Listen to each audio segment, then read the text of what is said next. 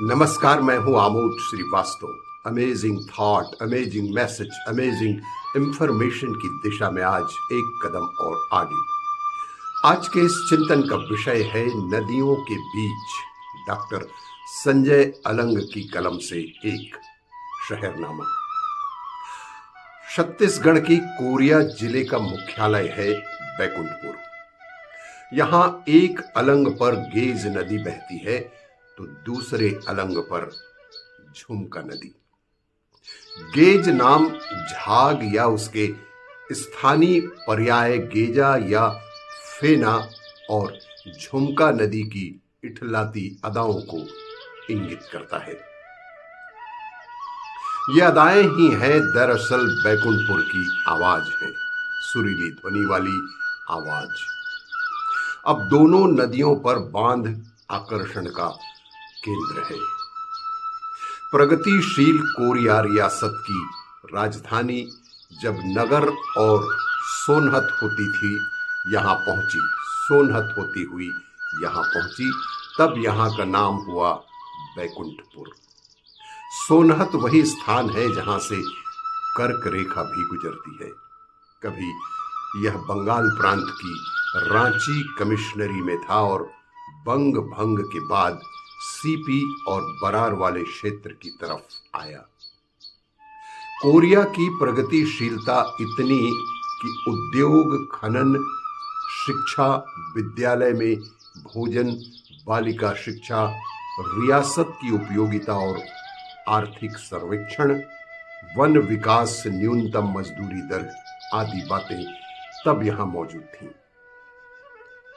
जब छत्तीसगढ़ इनसे बिल्कुल अनभिज्ञ था। आपस में संबद्ध तालाबों की जुड़ी हुई कड़ी का निर्माण भी यहां का एक बेहद महत्वपूर्ण पहलू था। विमल मित्र का ठिकाना, खनिज विशेषकर कोयले से भरा है यह इलाका। गाय माड़ा चर्चा कभी इसका पर्याय हुआ करता था, पर अब तो चारों तरफ कोयलारी ही फैली हुई है। यही रोजगार और अर्थव्यवस्था का भी मुख्य साधन रहा। इसने मिश्रित संस्कृति को जन्म दिया। बंगाल से बहुतायत में लोग के आने से उत्सवों की परंपरा विकसित हुई। रेलवे विस्तार के दौरान विमल मित्र भी यहां रहे और लेडी डॉक्टर जैसी कहानी भी लिखी। खनिज उत्खनन 20वीं सदी की पहली चौथाई में ही टाटा, अबीर चंद, बिड़ला, थापर, किर्लोस्कर जैसे लोगों को इस क्षेत्र में आकर्षित करने में सफल रहा। इसके पीछे पीछे रेल लाइन आनी ही थी और आई भी। शिकार और हाका, यह शुरू से ही सघन वनों और दुर्गम पहाड़ियों का क्षेत्र रहा है। कंदराओं में मानव चिन्ह इस क्षेत्र में आज भी मौजूद हैं और जंगली जानवरों से भरे और घिरे रहे इस क्षेत्र में शिकार को भी खूब बढ़ावा मिला। पड़ोसी रियासत सरगुजा के समान नाम रामानुज वाले शासक के साथ शिकार की बहुत ख्याति थी। यहां के लोगों को बाघ का शिकार और हाका बहुत प्रसिद्ध था। यह वही दौर था जब भारत का अंतिम चीता यहां मारा गया। डॉक्टर सलीम अली की जीवनी फॉल ऑफ ए स्पैरो में नकारात्मक उल्लेख के साथ इस घटना का जिक्र भी आया है। आज भी कोरिया पैलेस में जानवरों के शिकार का प्रदर्शन पर्यटन के आकर्षण का केंद्र है। भवानी प्रसाद मिश्र ने शेर या बाघ संबंधित कविताएं यहीं लिखी। दिलचस्प है कि भवानी भाई और आचार्य रामचंद्र शुक्ल दोनों के भाई यहां पदस्थ थे। इस वजह से दोनों यहां आए थे। कहा जाता है कि यहाँ के वातावरण में कविता प्रस्फुटित सुलभ होती है। यहाँ रहने वाले ऊंट सेठ के बारे में कहा जाता है कि उन्होंने अपना जीवन काफिया बंदी में ही बिता दिया था। घने वन पहुंचने में दुर्गम और मच्छर मलेरिया के कारण यहाँ कहावत ही बन गई ही थी कि जहर होए ना महुर खाए, मरे का होए तो कोरिया आए। जहर होए ना माहुर खाए, मरे का होए तो कोरिया जाए। यानी यदि मरने के लिए जहर हो तो मरने के लिए कोरिया भी जाया जा सकता है। दिल का पता। अगर आप बैकुंठपुर में हैं और आप किसी से पता पूछें तो हो सकता है वह व्यक्ति आपको स्कूटर पर बैठाकर उक्त पते तक ही छोड़ आए। बाहरी लोगों को आश्चर्य हो सकता है कि यहाँ हर कोई हर किसी को जानता है।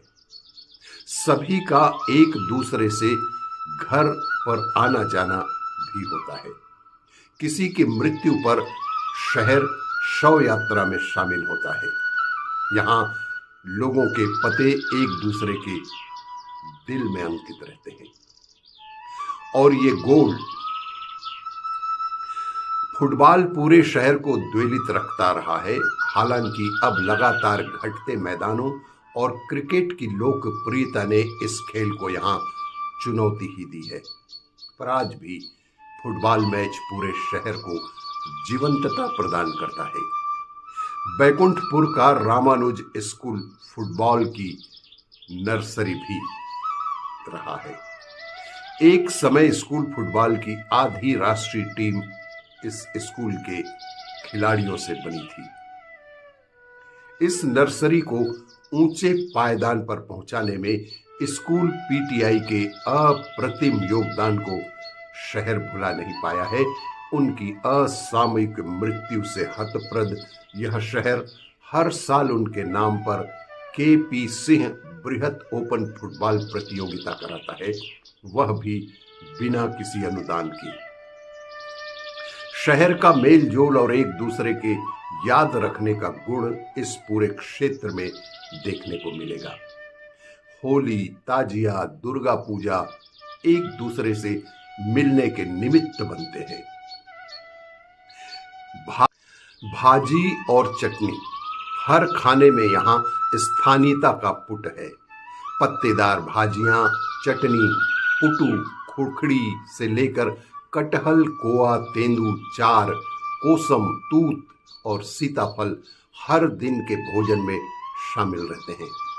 यहाँ की टिकिया या टिक्की का कोई मुकाबला नहीं है।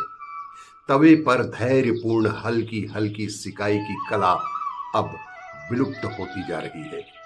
सिकाई वाली टिक्की का सीधे तवे पर तल देने वाली टिक्की से क्या मुकाबला।